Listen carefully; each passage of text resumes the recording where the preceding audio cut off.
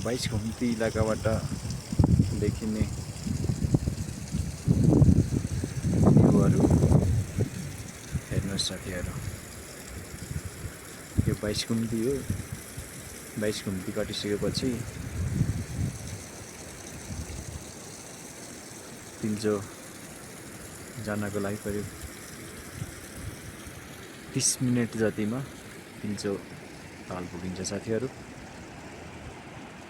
22 घुम्तीबाट देखिने हिमाल हिम श्रृङ्खलाहरू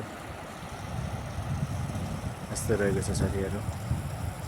तपाईहरू पनि कुनै समय तिल्चो ताल घुम्न आउनुभयो भने यसै 22 घुम्तीबाट विभिन्न किसिमको हिमालहरूको दृश्यहरू देख्न सकिन्छ।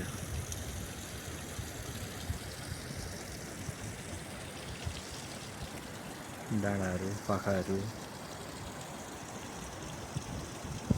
सुन्दर देखिन्छ। यो तल देखिने बाटो तिल्चो बेस क्याम्पदेखि 22 घुम्ती आउने बाटो हो साथीहरू।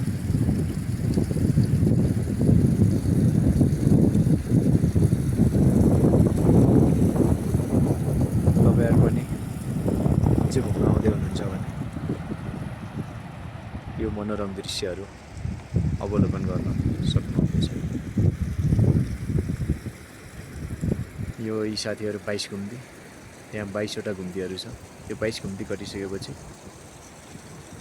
तपाईहरु सजिलैसँग तिल्चो पुग्न सक्नुहुन्छ। आजको भिडियो यति नै साथीहरू।